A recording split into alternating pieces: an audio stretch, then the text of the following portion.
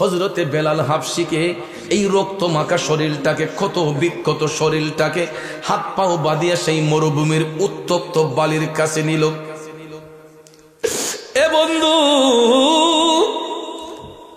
কাটা গায়ের মধ্যে গরম বালি যদি ফালানো হয়, আপনারা বলেন ব্যথাটা বাড়বে না কমবে? পারবে। সারাটা শরীর রক্তাক্ত, ক্ষত বিক্ষত। বেলাল চোখের পানি ছেড়ে কান্দে।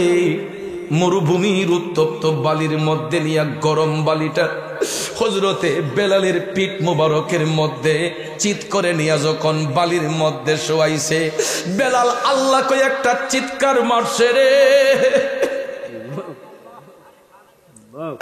বেলাল পিঠের নিচে গরম বালি।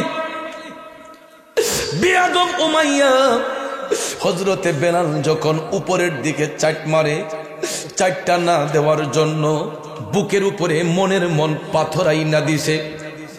মনের মন পাথর চাপা দিয়া হযরতে বেলালের চোখ দুইটা সূর্য বরাবর।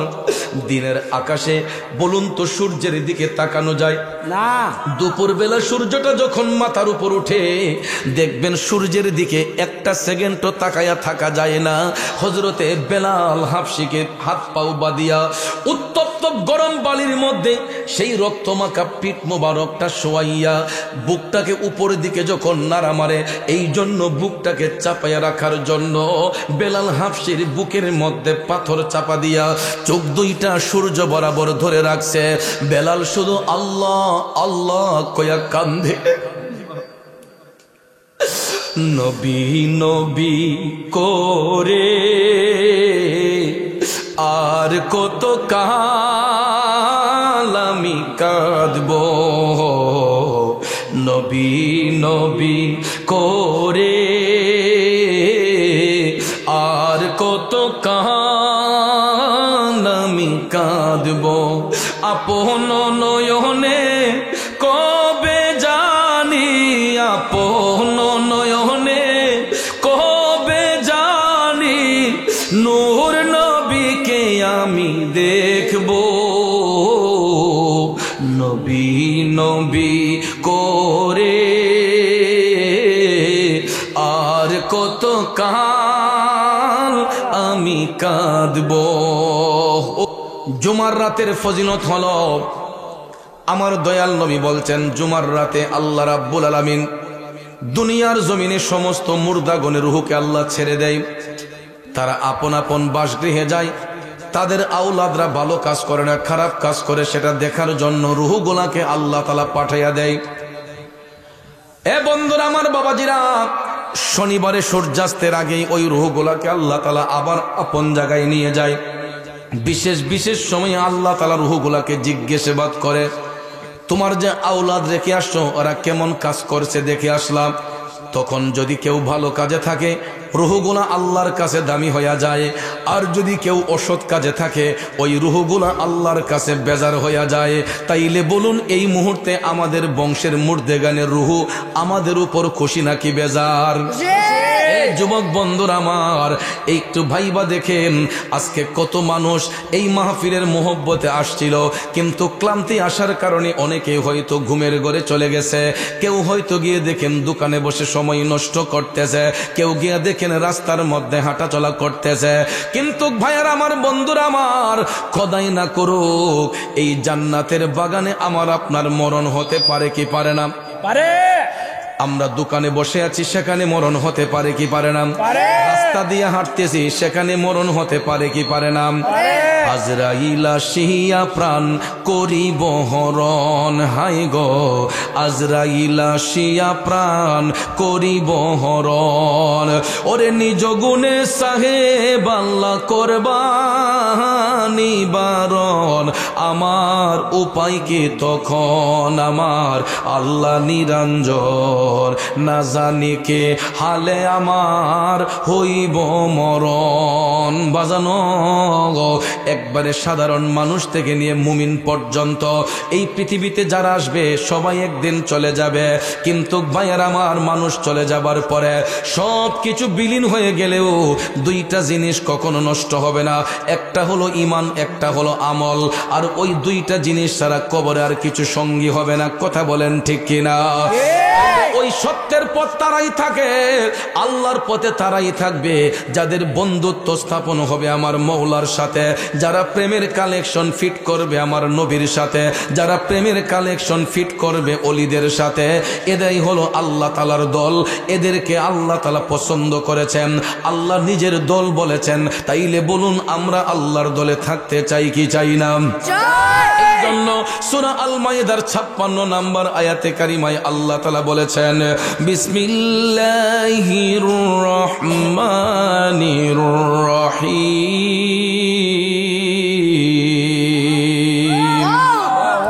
ومن يتول الله ورسوله والذين آمنوا فإن حزب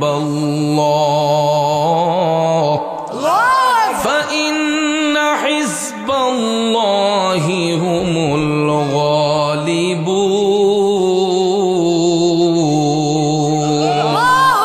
জোরে বলুন ঘোষণাকার আল্লাহ রাব্বুল আলামিন বলতেছেন, হে জগৎবাসীরা, যারা বন্ধুত্ব স্থাপন করবে আল্লাহর সাথে এবং তার রাসূলের সাথে এবং মুমিনদের সাথে, আল্লাহ তাআলা কই এরা আল্লাহরই দলভুক্ত, আর নিশ্চয়ই আল্লাহ রাব্বুল আলামিনের দলই হবে বিজয়ী।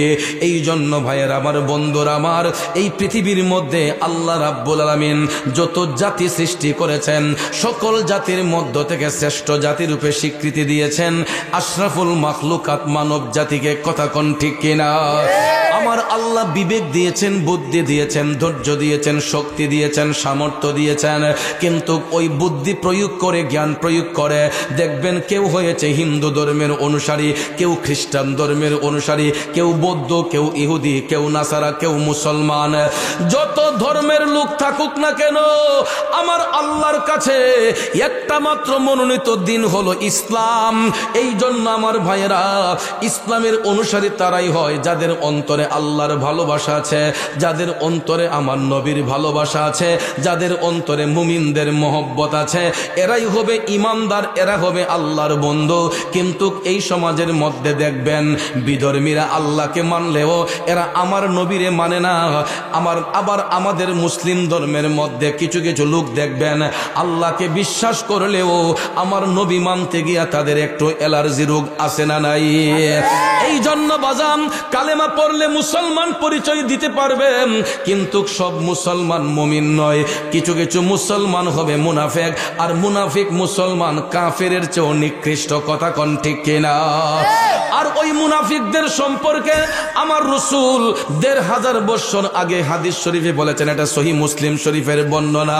রাসূল বলেছেন, এমন একটা জামান আসবে হাসর কায়েম হওয়ার পূর্বে আমার উম্মতের মধ্যে কিছু জাহেল উম্মত থাকবে যারা জ্ঞান চর্চা করবে, এলেম অর্জন করবে, কিন্তু তাদের আচরণটা হবে মূর্খদের মতো, অজ্ঞদের মতো।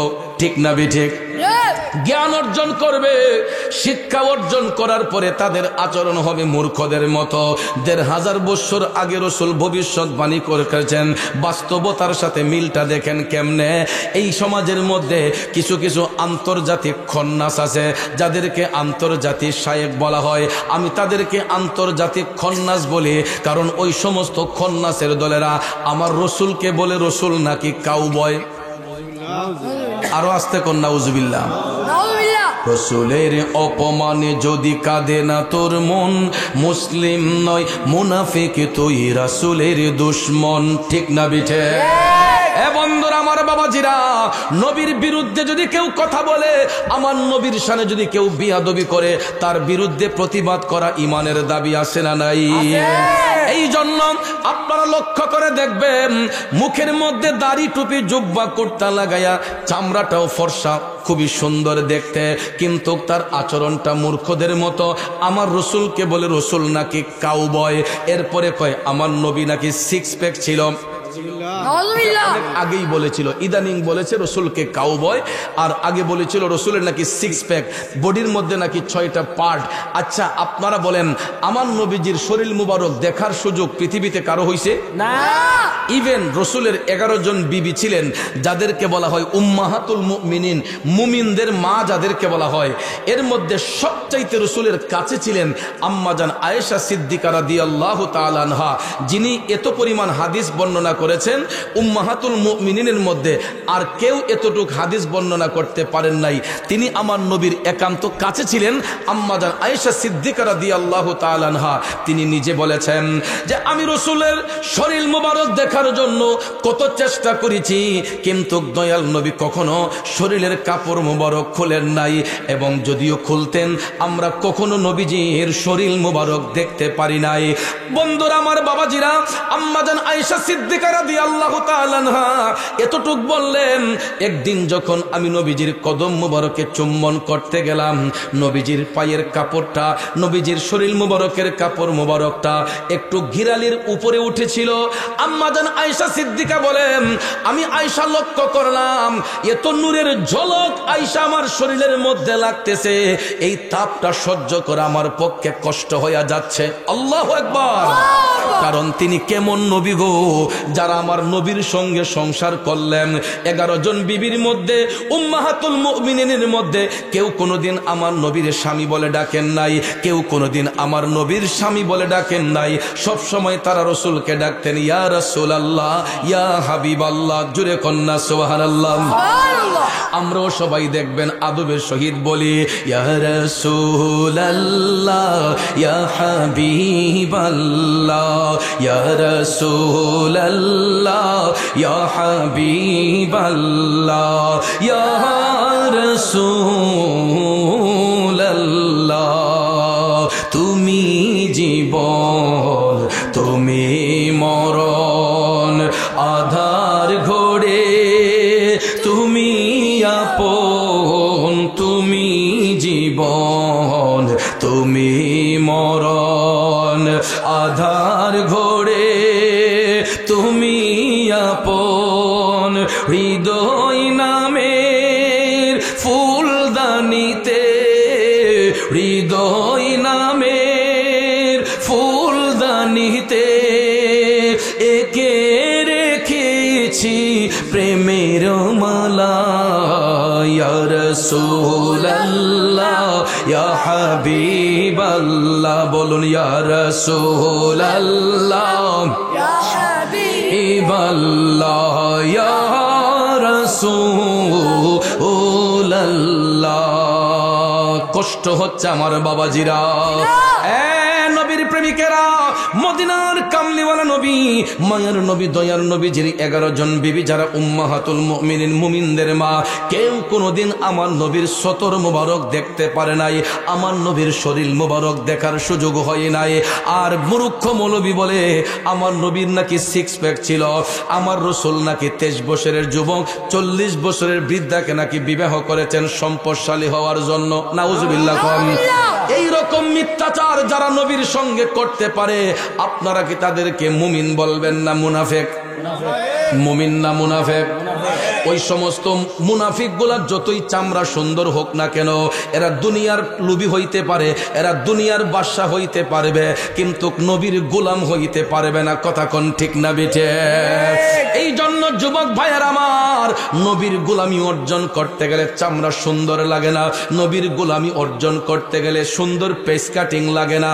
যদি সুন্দর পেস কাটিং দিয়ে নবীর গোলামি হইতো রে, হযরতে বেলাল হাবশী রাদিয়াল্লাহু তাআলা আনহু কালো হওয়ার পরেও তিনি আমার দয়াল নবীর গোলামি করে জান্নাতের সার্টিফিকেট অর্জন করেছে। ঠিক না বেঠিক? পেস কাটিং দিয়ে ঈমান যাচাই হয় না, রূপ দিয়ে ঈমান যাচাই হয় না। হযরতে বেলাল হাবশীর জীবনী পড়ে দেখবেন, আমার দয়াল নবীর পরে সর্বপ্রথম যিনি জান্নাতের মধ্যে প্রবেশ করবেন তিনি হলো হযরতে বেলাল। সুবহানাল্লাহ কোন। নবীর গোলামির কত বড় দাম। হযরতে বেলাল হাবশী রাদিয়াল্লাহু তাআলা আনহু এতই কালো ছিলেন, এতই গরীব ছিলেন, শরীরটা ঢাকার মতো একটা কাপড় হযরতে বেলালের ছিল না। লজ্জাস্থানটা ঢাকার কাপড় ছাড়া হযরতে বেলালের অন্য কোনো কাপড় ছিল না। পুরাটা শরীর খালি থাকতো রে আমার বাজানরা। এতই গরিব সাহাবী ছিলেন হযরতে বেলাল, একটা কাপড় কিনে গায়ে দেওয়ার মতো সামর্থ্য তার ছিল না। তৎকালীন অত্যাচারী শাসক উমাইয়ার অধীনে হযরতে বেলাল কৃতদাসের কাজ করতেন। আমার বাবাজিরা, হযরতে বেলাল কৃতদাসের কাজ করলে কি হবে? উমাইয়ার ঘরের মধ্যে থাকা অবস্থায় বেলালের অন্তরে ইশকে মুস্তাফার প্রেম জাগ্রত হয়েছিল। বেলাল দিনের বেলা কাজ করতেন, রাতের বেলা ঘুমের ঘরে যাইয়া তিনি আমার নবীর উপর দুরূদ সালাম পেশ করতেন। একদিন, 2 দিন, 3 দিন যাওয়ার পরে হঠাৎ একদিন উমাইয়া শুনতে পাইল বেলালের জবান দিয়া কালেমার ধ্বনি বের হচ্ছে।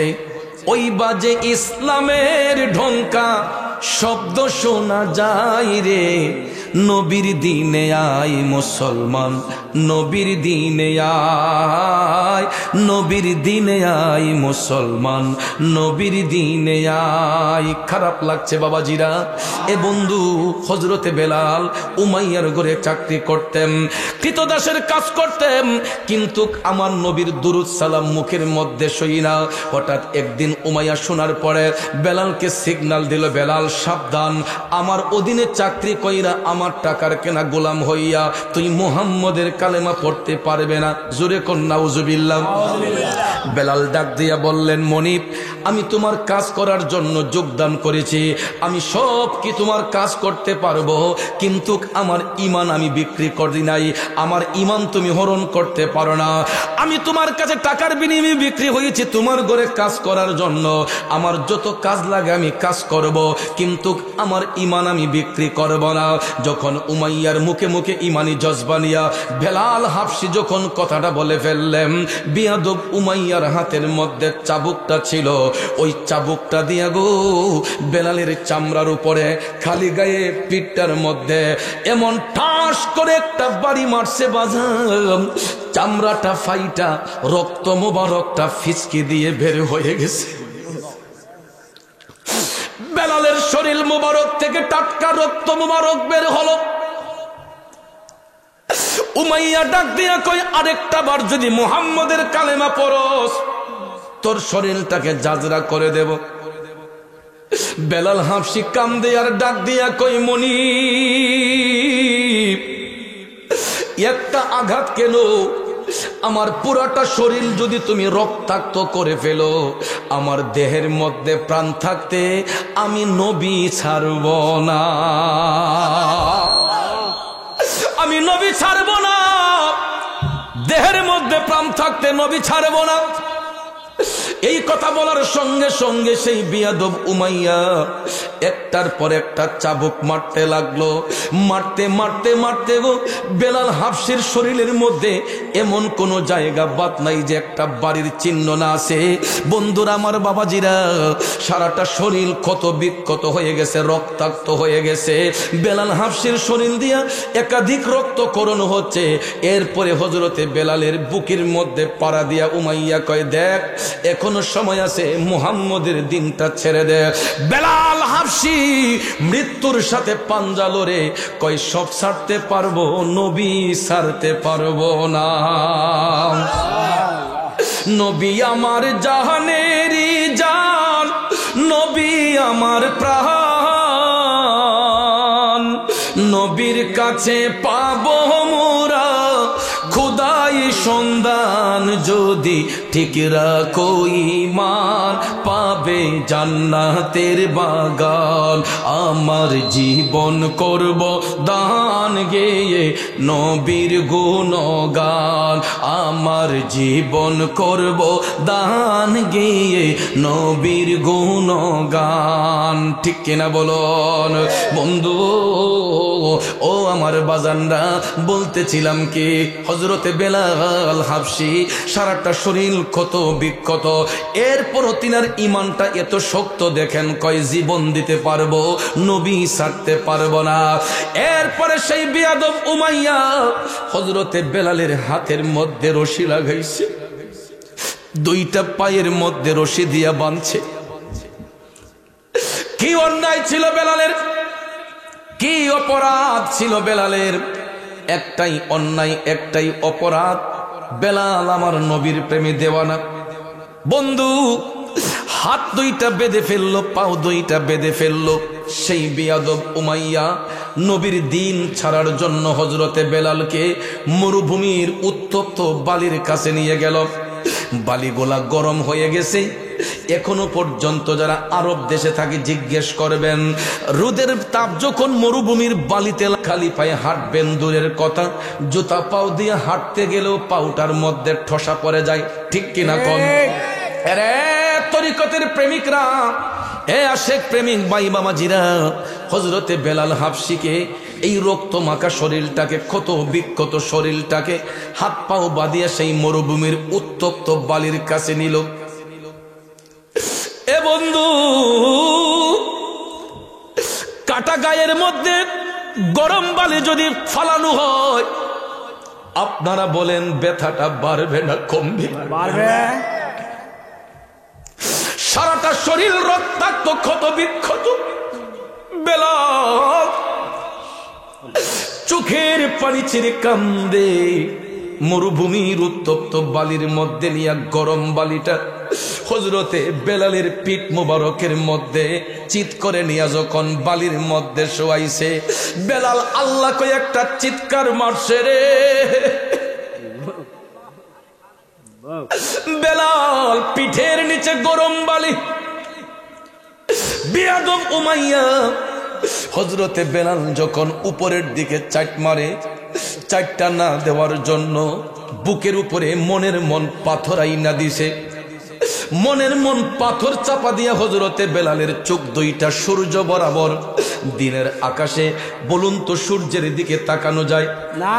দুপুর বেলা সূর্যটা যখন মাথার উপর উঠে, দেখবেন সূর্যের দিকে একটা সেকেন্ডও তাকায়া থাকা যায় না।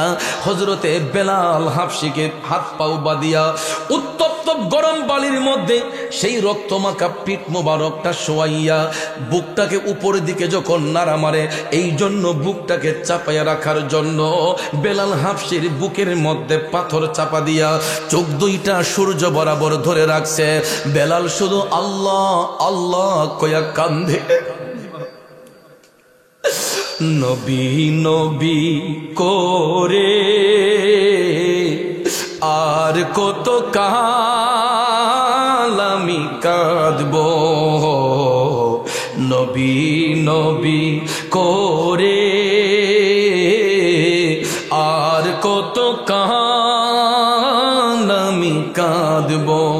আপন নয়নে কবে জানি, আপন নয়নে কবে জানি নূর নবীকে আমি দেখব। নবী নবী করে আর কত কাল আমি কাঁদব। ও বন্ধু, আচ্ছা তোমার মাইক কি তাই একটা সমস্যা? বক্সগুলো একটু ঘুরে দিতে পারো না? একটু দুরূদ শরীফ পড়ুন। আল্লাহুম্মা সাল্লি আলা সাইয়্যিদিনা মুহাম্মাদ। আল্লাহ, এই বক্সটা একটু ঘুরে দে। আলা সাইয়্যিদিনা মুহাম্মাদ, এবারে না এদিক দেন।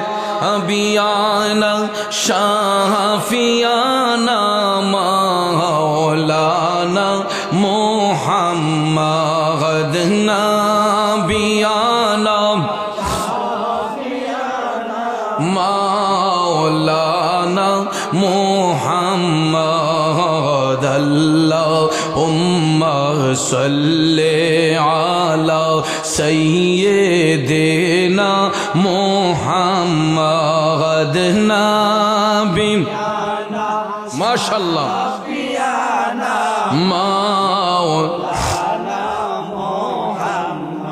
বাবাজিরা আমার একটু মনোযোগ, বলতেছিলাম কি হযরতে বেলাল পিঠের নিচে গরম বালি, বুকের উপরে মনের মন পাথরের চাপ। যুবক বন্ধুরা, চোখ দুইটা সূর্য বরাবর। উমাইয়া ডাক দিয়া কয়, বেলাল এখনো সময় আছে, মুহাম্মদের দিন তুই ছেড়ে দে। বেলাল ডাক দিয়া কয়, মনিব শুধু বুকের উপর পাথর কেন, আমার দেহের মধ্যে যতক্ষণ প্রাণ থাকবে আমি নবীর দিন ছাড়ব না। অথচ দেখেন মুরুক্ষের দলেরা ইহুদি খ্রিস্টানদের ট্যাবলেট খাইয়া এরা ইমান নষ্ট কইরা আমার নবীর বিরুদ্ধে কথা কয়, রসুল নাকি কাউবয়। কতটুক জাহেল চিন্তা করেন, নবীজির শানে বিয়াদবি কইরা মোটা অঙ্কের টাকাগুলা নিয়া বড় বড় সম্পদের পাহাড় গড়তেছে, দামি দামি বাড়ি বানাইতেছে, দামি দামি সম্পদের পাহাড় গড়তেছে। আপনারা বলুন, আমরা কি টাকা চাই নাকি নবী চাই? টাকা চাই না নবী চাই? এই জন্য আশেক কয়, প্রেমিক কয়, লন্ডন, প্যারিস, ওয়াশিংটন, বার্লিন যেতে চাই না, হংকং, বেজিং, টোকিও, সিঙ্গাপুর চাই না, মন আমার যেতে চাই এই দুনিয়ার, মন সবার যেতে চাই এই দুনিয়ার একটি জায়গায়, সেই জায়গাটার নাম হলো সোনার মদিনা, সেই জায়গাটার নাম হলো সোনার। কোন সমস্যা? সেই জায়গাটার নাম হলো সোনার মদিনা। বাইরে নারী বাড়ি গাড়ি নিয়ে দুনিয়া পাগল, জোশ খেতের বাড়াবাড়ি চলছে অনর্গল, নারী বাড়ি জোশ খেতির নাই রে কামনা, নবীর জিয়ারতে যাব মনের বাসনা, সেই বাসনা পূর্ণ হবে দেখলে মদিনা, সেই বাসনা পূর্ণ হবে গেলে মদিনা। আমরা যাব মদিনা, দেখব সোনার মদিনা, সেই জায়গাটার নাম হলো সোনার মদিনা। একটা জবানও বন্ধ রাখবেন না, চিৎকার মেরে বলুন ইয়া রাসূলুল্লাহ। যুবক বন্ধুরা, ও মুরব্বী বাবাজিরা, যেই কথাটা বলতে চেয়েছিলাম, হযরতে বেলালের পিঠের নিচে গরম বালি, বুকের উপর পাথরের চাপ। এরপর হযরতে বেলাল কয়, সব ছাড়তে পারবো, নবী ছাড়তে পারবো না। উমাইয়া চিন্তা করলো, এত শাস্তি দেওয়ার পরেও সে মুহাম্মদের দিন ছাড়বে না। কয়, রাখ বেলাল, তোর সাজা দিনে রাইতে হবে। এখন তোরে দিনে সাজা দিতাম, এখন থেকে তোকে দিন রাত মিলাইয়া সাজা দিব। এই জন্য দিনের বেলা উত্তপ্ত গরম বালি পিঠের নিচে রাইখা বুকের উপর পাথর চাপা দিয়া রোদের মধ্যে ফালাইয়া রাখত। আর সূর্য যখন ডুবে যাইত, হযরতে বেলাল হাবশিকে ঘরের মধ্যে আইনা ঘরের পালার সাথে বাইদা কাটা গায়ের মধ্যে আরো চাবুক মারত। বন্ধুরে, শরীরের মধ্যে যদি একটা ব্যথা থাকে, কাটার দাগ থাকে, ওই কাটাটা যদি জায়গাটা কাঁচা থাকে, এই জায়গার মধ্যে আরেকটা বাড়ি যদি পড়ে, আরেকটা আঘাত যদি পড়ে, আপনারা বলুন তো কেমন লাগবে? কলজাটা যেন ছিঁড়ে যাবে, দমটা যেন বের হয়ে যাবে। আমার নবীর প্রেমে পাগল মাতোয়ারা হযরতে বেলাল, দেহের মধ্যে একটা জায়গা নাই যেখানে একটা চাবুকের আঘাত না পড়ছে। সন্ধ্যাবেলা ঘরের পালার মধ্যে বাইদা আবার কাটা জায়গার মধ্যে আবার চাবুক মারত। এক একটা চাবুকের আঘাতে হযরতে বেলাল চিল্লায়া চিল্লায়া যখন কান্না করতেন, রক্তগুলা এমন ভাবে মাটি দিয়া প্রবাহমান হইত। পশু জবাই করলে পশুর রক্তগুলা যেই রকম প্রবাহমান হয়, এই রকম হযরতে বেলালের গায়ের রক্তগুলা এই রকম ভাবে ড্রেন দিয়া যাচ্ছে, একটা নালা হইয়া বায়া বায়া যাচ্ছে। বেলালের কান্নার শব্দ শুনতে পেয়েছিলেন। আমার নবীর প্রিয় সাহাবী, ইসলামের প্রথম খলিফা হযরতে আবু বকর সিদ্দিক রাদিয়াল্লাহু তাআলা আনহু, তিনি যখন উমাইয়ার বাড়ির পাশ দিয়ে যাচ্ছেন, হঠাৎ করে সিদ্দিক আকবর কান্নার শব্দ শুনতে পাইলেন। কে যেন মধুর কণ্ঠে কান্না করতেছে। হঠাৎ করে আবু বকর সিদ্দিক ভাবলেন, উমাইয়ার বাড়িতে তো তার কৃতদাস ছাড়া আর কেউ নাই, একটু দেখি তো করুণ কণ্ঠে কে কান্না করতেছে। আবু বকর সিদ্দিক উমাইয়ার বাড়ির মধ্যে ঢুইকা তিনি দেখতেছেন গরের পালার সাথে হযরতে বেলাল হাবশিকে বেঁধে এমন ভাবে মারপিট করতেছে, শরীরের রক্তগুলা মাটি দিয়া গড়াইয়া গড়াইয়া যাচ্ছে। আবু বকর সিদ্দিক টপ টপ করে চোখের পানি ছেড়ে কান্না শুরু করে দিয়া বললেন, কিরে বেলাল, কেমন মুনিবের অধীনে তুমি চাকরি করো? কোন মুনিব কি তার গোলামকে এইরকম প্রহার করতে পারে? কি অন্যায় করেছো বেলাল? এ বেলাল, কি অপরাধ করেছো? বেলাল হাবশি ডাক দিয়া কই, হুজুর, ও সিদ্দিক আকবর, আমার একটাই অন্যায়, একটাই অপরাধ। আমি ইশকে মুস্তাফার প্রেমে পাগল, আমি আমার দয়াল নবীর প্রেমের একটা পুরা পাগল। আমার মুনিব উমাইয়া ওই নবীর দিন ছেড়ে দেওয়ার জন্য আমাকে হাত পাও বাঁধিয়া শাস্তি প্রদান করছে। এ বন্ধু, উমাইয়া হাত পাও বাঁধিয়া বেলালকে টর্চারিং করা, এই কথা শোনার সঙ্গে সঙ্গে আবু বকর সিদ্দিক বললেন, বেলাল, সত্যি যদি তুমি রসুলকে ভালোবাসো, যত টাকা লাগুক না কেন, আমি এই অত্যাচার থেকে তোমারে মুক্ত করে নিয়ে যাইব। দেখিয়া হযরত বেলাল প্রেমেতে হইয়া মাতাল, পাইল ও মাইয়ার জালাতন। দেখিয়া তার প্রেম ভক্তি বিল্লালকে দিল মুক্তি, পাইল ও মাহিয়ার জালাতন। আল্লাহর নবী নূরের নবী গ, আপনি নবী জীবনের জীবন। এ বন্ধু, গভীর মনোযোগ আমার বাজানো।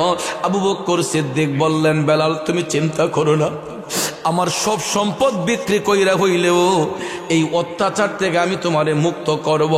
বন্ধুরা আমার, বাবাজিরা আমার, চিন্তা করে দেখেন, একজন ইমানদারের পক্ষে আর একজন ইমানদার কেমনে কাজ করে। আবু বকর সিদ্দিক টাকার চিন্তা করলেন না, নবীর মহব্বতে হযরতে বেলালকে গিয়া সান্ত্বনা দিয়ে বললেন, যত টাকা লাগুক আমি তোমারে এই অত্যাচার থেকে মুক্ত করব।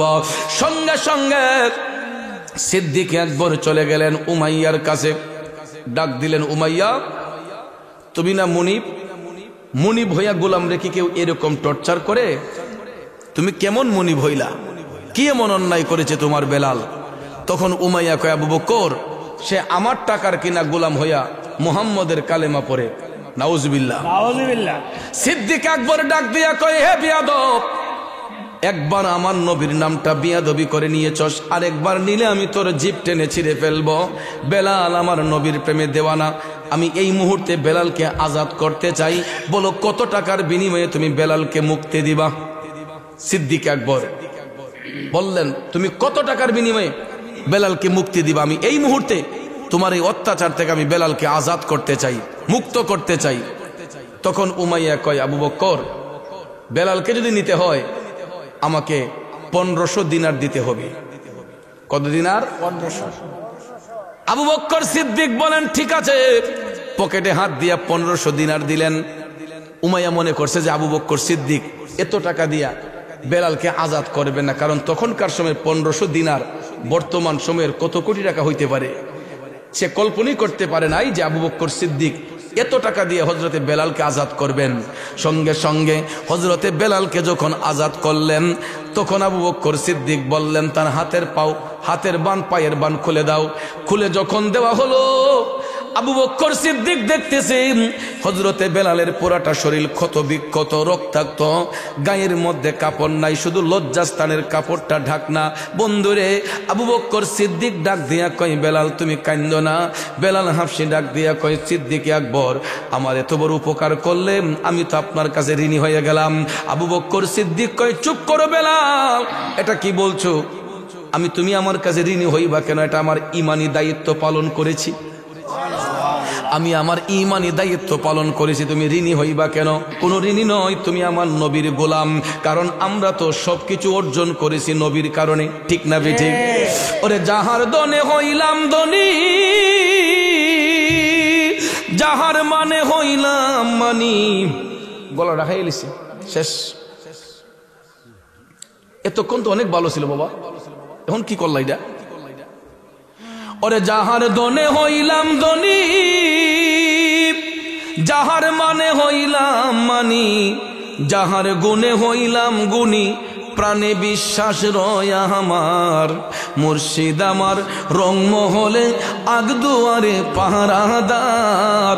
তাই তো আমি শুইয়া থাকি, সংবাদ লই না দুনিয়ার, ঠিক না বেঠি? এখন বেলাল ডাক দিয়া কই, হুজুর এতটুক যদি করেছেন আর একটা উপকার করেন, আমি তো রাস্তা চিনি না, আমাকে মদিনা শরীফে দয়াল নবীর কদমে হাজির করাইয়া দেন।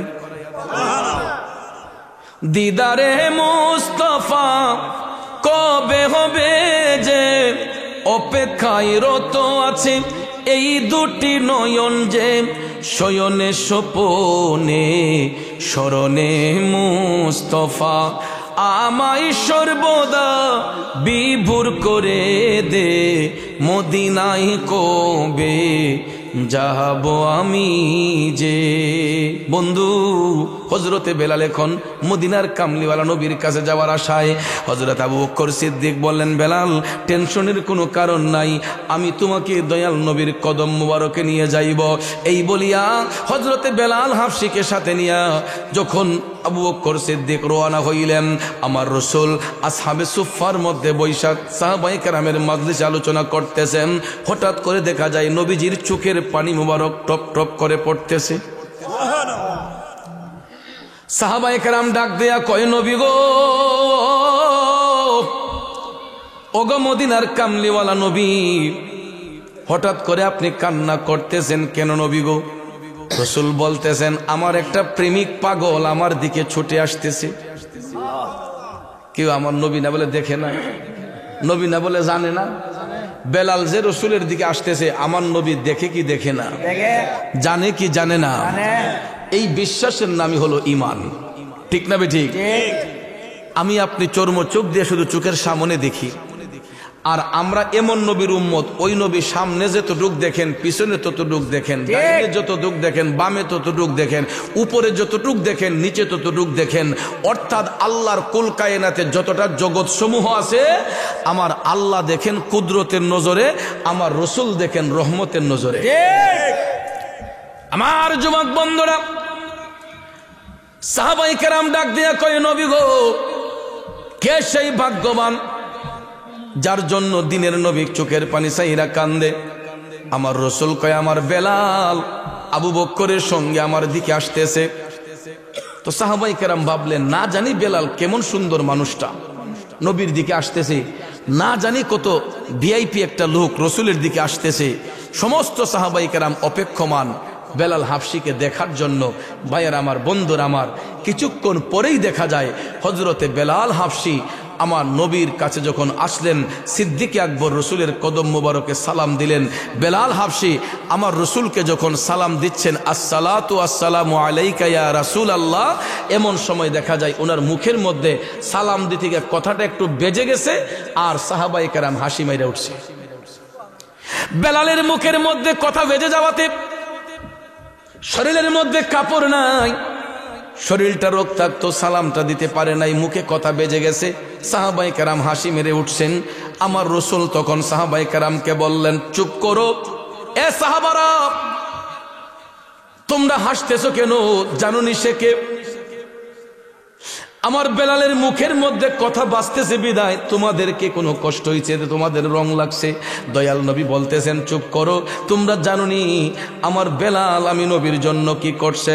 রাসূল বললেন, বলো তো, ইসলাম গ্রহণ করার পরে তোমরা আমি নবীর জন্য গায়ের মধ্যে কতটা আঘাত খাইছো, কিন্তু আমার বেলাল আমি নবীর উপর ঈমান আই না, আমি নবীর ভালোবাসা অন্তরে নেওয়ার কারণে তার মনিবের কত অত্যাচার সহ্য করলো। তোমরা তাকাইয়া দেখো, আমার বেলালের শরীরের শরীরের মধ্যে এমন কোনো জায়গা নাই একটা বাড়ির চিহ্ন না আছে বলে দয়াল নবী বলতেছেন তাকাও আমার বেলালের শরীরের দিকে, যতটা আঘাত আছে সবটা আঘাত আমি নবীর জন্য বেলালের গায়ের মধ্যে লাগাইছি। সমস্ত সাহাবায়ে কেরাম ঝরঝর করে চোখের পানি চাইরা হাউমাউ করে আবার কান্দা দিয়া আমার নবীর কদম মুবারকে গিয়া কই নবী গো আমরা ভুল করেছি, অন্যায় করেছি, ইয়া রাসূলুল্লাহ আপনি আমাদেরকে ক্ষমা করে দেন, ইয়া রাসূলুল্লাহ আমরা ভুল করেছি আমাদেরকে ক্ষমা করে দেন। মদিনার কামলিওয়ালা নবী কয় ঠিক আছে তোমরা আর কখনো আমার বেলালকে নিয়ে কুৎসা করো না, এখন থেকে বেলাল আমাদের সঙ্গে থাকবে, এখন থেকে বেলাল আমাদের সাথে থাকবে। এরপরে বেলাল যখন রসুলের গোলামি শুরু করলেন আমার নবী বেলাল হাফসিকে বললেন বেলাল এখন থেকে তুমি আজানের ধ্বনি দিবা, বেলাল এখন থেকে তুমি মসজিদে নববীর মিনারায় দাঁড়ায় তুমি আজান দিবা।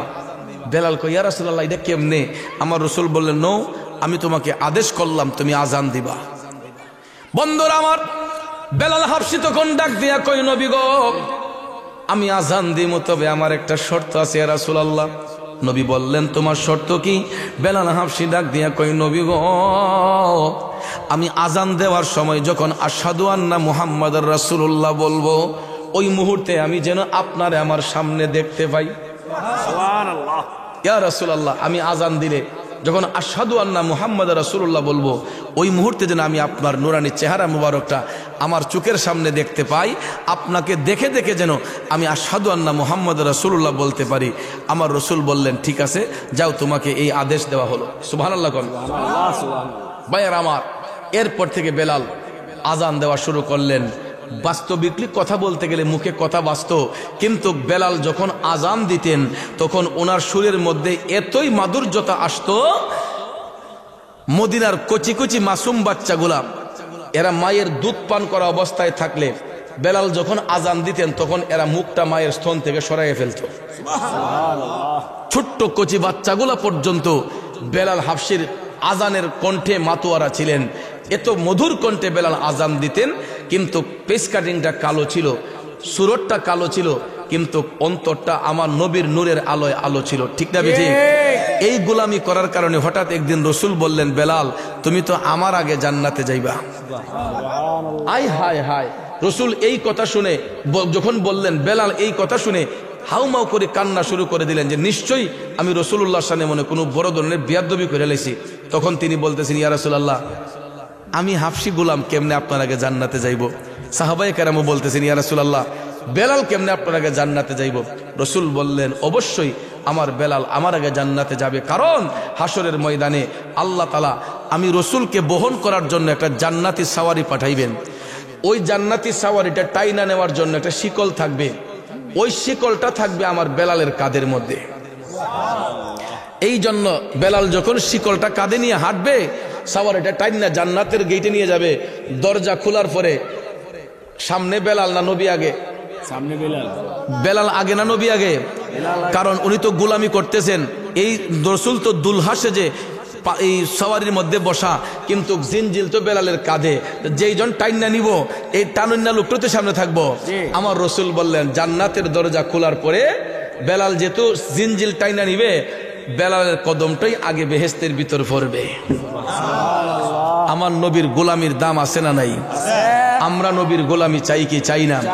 বাবা যেটা আমার আরো হয়তো আধা ঘন্টা কথা বলতে পারতাম, কিন্তু আমি দুর্বল হয়ে গেছি, কারণ প্রথম অনেকটা ভালো ছিল কুতুবিয়া সাউন্ড, অত্যন্ত ভালো সাউন্ড, কিন্তু এখন হঠাৎ করে কি যেন হয়ে গেল আমি বুঝতে পারতেছি না। এটা মানে আমার নসিবের দোষ। যাক আলহামদুলিল্লাহ, আসুন আমরা সবাই নবীর মহব্বত অন্তরে নিয়ে আমরা ইমানের পক্ষে থেকে আসুন আবার নবীকে সবাই সালাম দেই।